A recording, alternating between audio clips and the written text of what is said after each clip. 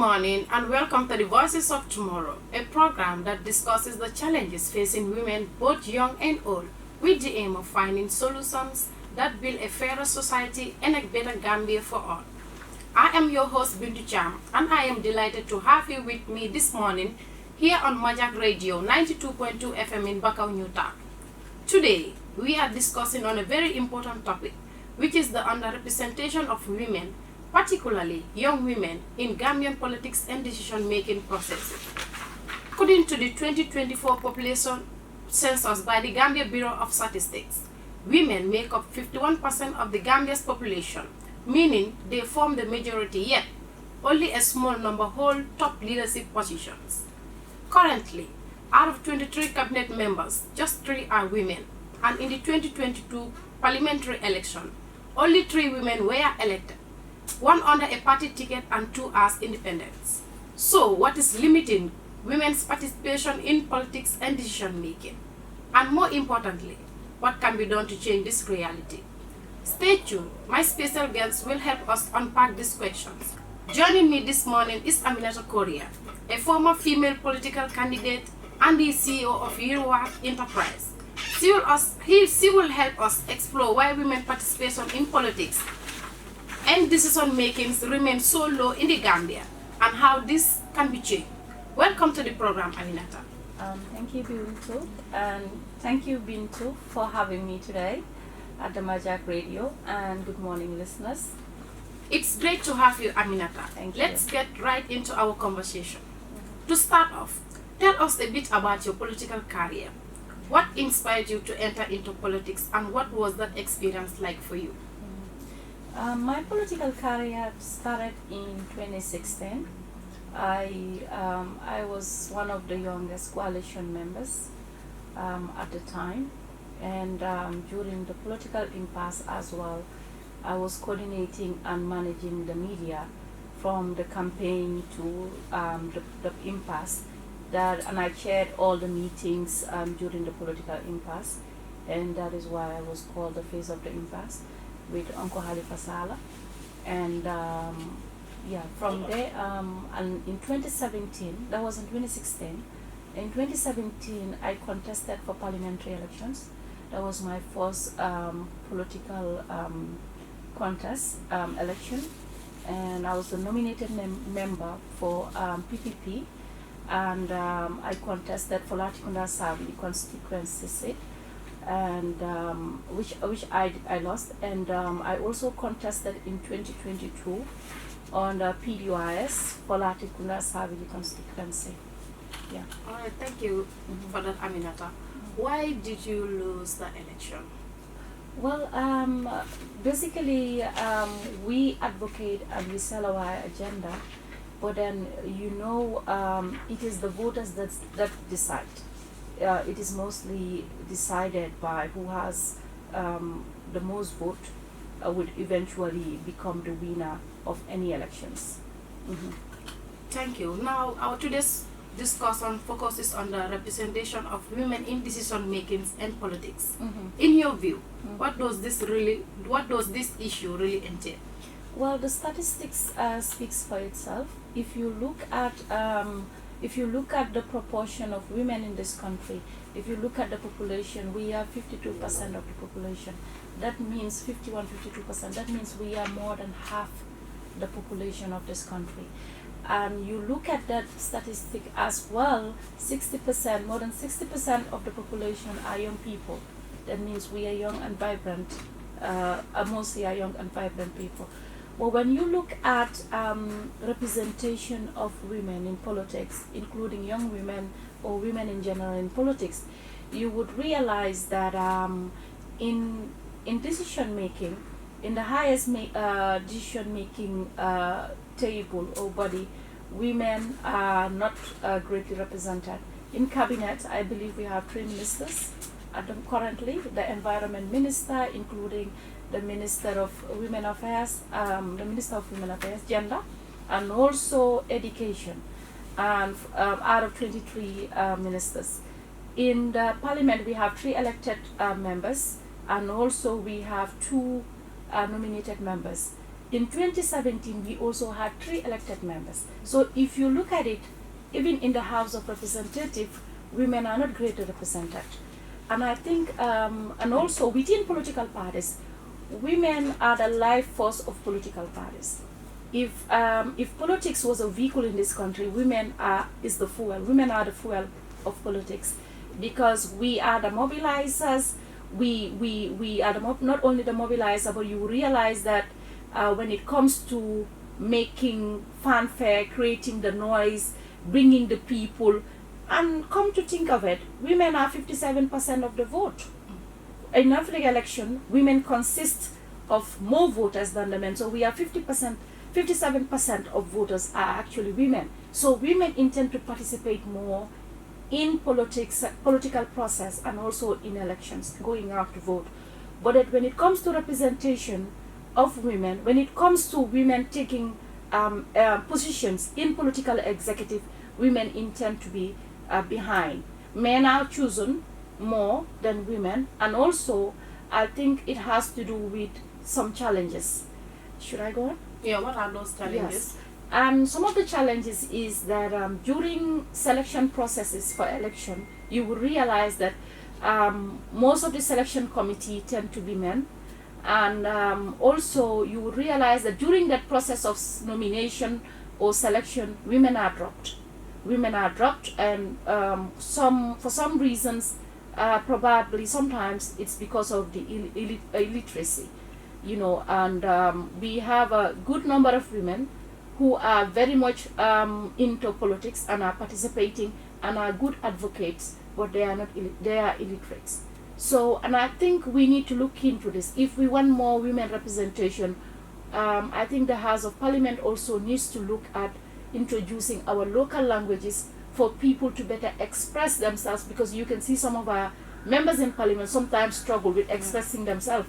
So why don't we bring in the local language like Senegal for people to better express themselves? This will give women more chance to become parliamentarians, and also it will also allow the population to better understand the conversation in Parliament. When it comes to the executive, I think the government has just launched the gender policy. Recently, the Women's Ministry for Gender have launched the gender policy, and I think the government might be looking into that. But we would call and encourage the government for them to have a greater representation of women in the executive.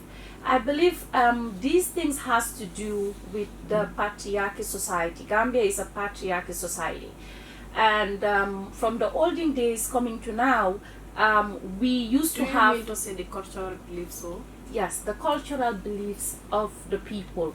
Men were seen as leaders, women were seen as the caretakers. But if you look at history itself, we have the Queen of Kombo as an example. She was a female queen in Kombo, which migrated and settled in Kombo, and later, that is why we have Busumbala, who Busumbala became one of her daughters who later settled in Busumbala. So you see, when we look at historically, we have more men leaders than women. So in pattern sort of society, the pattern tends to believe that men are meant for leadership. If you look at the colonial period, most of the chiefs were mostly men.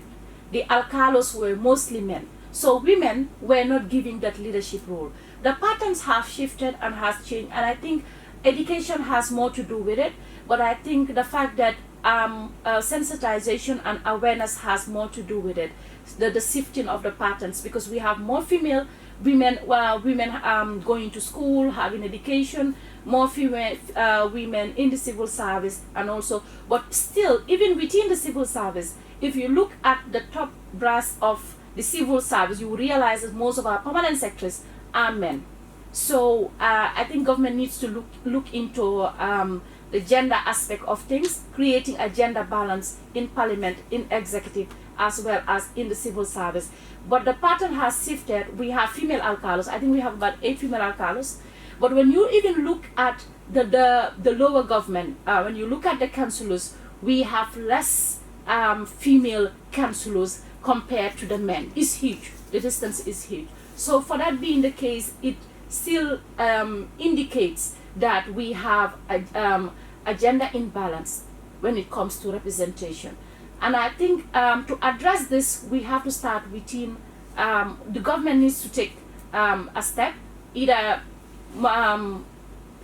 bring about more policies that encourage gender balance. That is why we continue to advocate for the quota system, to have to designate a proportion to women, that this will strictly be women, that this representation will be given to women, whether in parliament, the ratio to be designated to women, whether in parliament, whether in the executive. We encourage gender balance. We want to see 50-50 in the executive, that's in the government.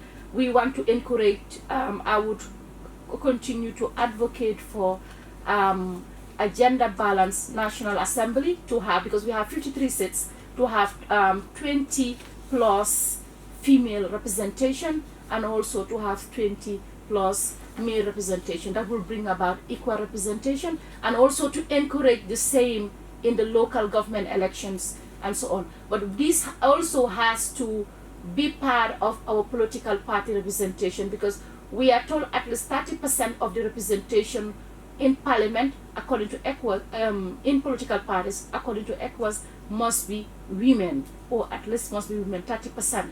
But even this, you would realize that the political parties are trying to adopt to it, but still it has not been properly implemented. Thank you. Let's take a broader look at the picture. Women made up more than half of the population and the majority of voters, yet they hold few key positions of authority. Why do you think women, especially young women, remain underrepresented in leadership and political spaces? Like I said, it has to do with the cultural perception.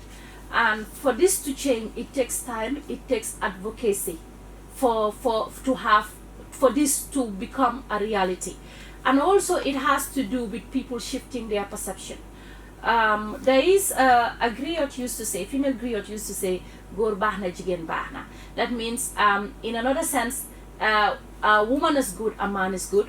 But then we believe, I would not say, I believe what a man can do, a woman can do. And I think the fact that we are both the same species, and constitutionally, women and men have equal rights and responsibilities. The Constitution of the Gambia does not discriminate between a man and a woman when seeking for public office. So now, what are the the dynamics of the Gambian population and the perception needs to shift. And how do we do that? That is why it is our responsibility as politicians, it is our responsibility as gender advocates to make sure we go to the grassroots and discuss with people, because the problem, part of the problem is in the grassroots. If 57% of the population voters represent women, why are not women? The question is, why are women not voting for women? Because women, culturally, we intend to vote for the men, because we believe the men are the position of authority, the leadership, right? But then women need to realize, and I think we are realizing that because we are coming up gradually, women need to realize that we need to have a voice. In order to have a voice, we need to vote for more women in parliament. We need to advocate and continue to ask our government to make sure we have a gender balanced government. I believe women are productive people. In every sector that we go in, we are productive people and we can contribute immensely. And before you realize that most educated women, professional women, tend to shy away from politics, because politics also comes with a lot of responsibility, but a lot of issues, unwanted issues as well. And women in politics, there is discrimination within politics when it comes to women. There is marginalization, there is discrimination within politics, like when it comes to in our political parties. So, and also when women intend to contest or want to run for public office, they give in more scrutiny than our men counterparts. Yeah, because they will scrutinize the level of failed marriages you have. Are you a single parent? Are you a divorcee? These are things that they scrutinize you on. This is our culture. This is it has to do with our society, its mindset and its perception. But the men are often given more or less scrutiny than the women. So these are some of the challenges. And also resource-wise, women find it challenging to mobilize resources when it comes to politics and campaigning and having the enough support.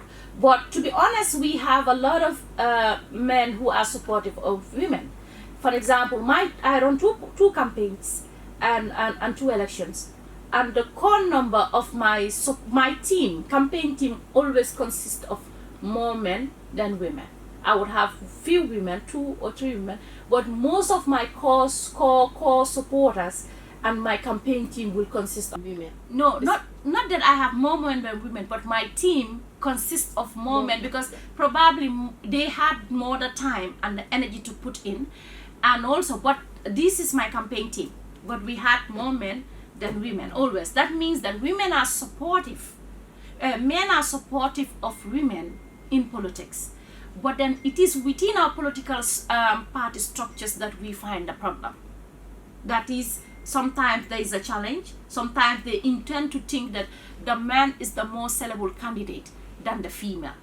So that is one of the challenges that we have. And sometimes they drop them during selection process and so on. And also, when it comes to any woman that has ever contested in this country, will tell you, when I stood up as a candidate, I was either discriminated on, and I have had so on and so. So these are things that goes with politics, that you often become a target for coming out to say. That has to do with more about the scrutiny and so on. The lack of resources also, finance and resources, and also the necessary support during the campaign process and the election process. These are all things that are hindering Gambian women from contesting. But then I think the foundation has been laid, and I think from 1965 till today, women continue to contribute significantly in politics. There have been women who have been here before us since 1965 who has contributed immensely, and I would also like to pay tribute to Anna Darling Foster, that is Jawara's first wife, who was the first to contest, I believe, for Soldier Town in Banjul before becoming a first lady. And I would also like to pay tribute Chinyiman Satasane Bojang as being the first female parliamentarian. So you see, women have laid the foundation, and also women have laid the foundation. And Aissatou Touré, I will pay tribute to Aissatou Touré, as well as Fatmata Tamajang, the former vice president, who also declared her candidature, as well as Marisok. So you see, we have women coming up. The dynamics are changing. If we have women coming up to say, I can seek the highest position in this country, we are shifting the dynamics. But we need more advocacy for women to realize that what a man can hold that position as well as a woman. Yeah. Are there any enough platforms to support women who are aspiring to go into politics or leadership? I believe the media is open to everyone. They have not discriminated anyone. They haven't discriminated women. They haven't in politics or giving them the platform. Like I said, I think women need to show solidarity. We need to, if we understand the challenges that we are going through. Look at during the parliamentary discussion on FGM, we had 3 women in parliament, and two nominated, and I believe 3 of the women were against, were in for the repealing of the FGM law. So we had, I think, 2 women who were actually wanting to say, we want to maintain this law. So we want more women in politics, in parliament, so that when decisions regarding women, the welfare of women of this country, we have women to stand up to say, this is what we want for our women. And also to have more women, when you have more women in decision making, that is when we will have progress. That is when women would truly be empowered. But as long as the quota system is not in place, we will continue to face the challenges. Okay. Thank you so much, Aminata. Your insights are truly inspiring. Before we wrap up, what message would you like to give young women listening this morning who dream of becoming leaders or politicians in the future? My advice to young women is I would continue to encourage them. I think a politician should be a true representation of your people. A politician should be able to look at, analyze the situation of your people or the conditions of your people, and think about solutions on how to make their lives better, to their problems and how to make their lives better. That is why we encourage politicians to always have an agenda, a policy for your people, and also for the community that you intend to serve, so that you would better tell people you want to represent how do you intend to serve them. So for that being the reason, I would always encourage young women to work with their communities, look at issues and how to address it, but also to support their communities, and also be part of their communities into service, providing service for their communities. And also this will build them gradually, and also to be involved in politics, and also be aware, be a follower, keen follower of everything that happens in your community, but also in the country at large, and also in politics. This will help to improve you, and always be focused on your target as to what you want. And we are here, we are open to always give guidance and also support and mentor young people, especially young leaders of tomorrow. All right, then. Thank you. Topic. Despite women participating in political activities, what feared them for going for positions in their respective political parties and at national level? Like I said, women in political parties, I think when it comes to giving positions, women are sidelined within political parties. But also when it comes to contesting elections, sometimes women are dropped because they believe the man could be a more sellable candidate. However, this is changing, because you would realize that according to ECOWAS 30% of executive in political parties at least should be women. This is why you see political parties are making a strive into making sure they address the inequalities. That is why in PDYS they have a policy whereby if the designated position is held by a man, the assistant should be followed. That is, the assistant should be female. And also you would have, if you look at UDP as well as the political party, these are the two examples I'll give you. UDP always will have male president, female vice president, and so on. If you look at, they have the leader, party leader, and the deputy is a female. So you would realize that they have been able to address. Political parties are making the strive, and we will continue to encourage that. Okay. And the other one said, what can we do in order to have more women in area of politics, especially in being a representative of a political party? Mm-hmm. Well, I think within political parties, we want to see more women taking up positions within political parties, not just being there clapping and also being part of the fanfare and so on. We want women. And one thing political parties need to realize, one thing we need to realize, as long as, and as a nation, as long as a good number of the population is not giving a voice, is not empowered enough, that is more 52% of the population is not empowered enough or giving a voice or giving resources, the country will always be lacking behind. Tested twice. And also, I have always been an advocate for more women representation. I have always been an advocate to address the inequalities, that we need more women representation in parliament and the executive and so on. When the president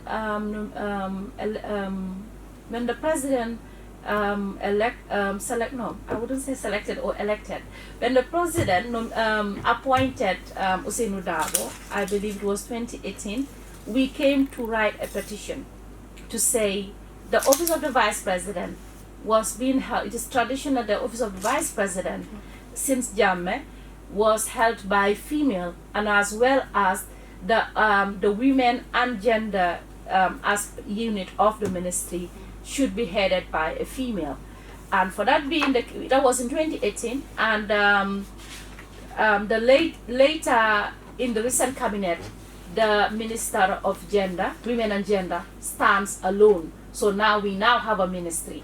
So we made a petition, and now we have a Ministry of Women and Gender. So I have been an advocate, and there are many organizations apart from the UNFP and other organizations that have been advocating to have more women representation, to encourage more women to come out and also contest for public office, not only public office, but also to be part of the decision-making body, and also to make sure their voices are heard.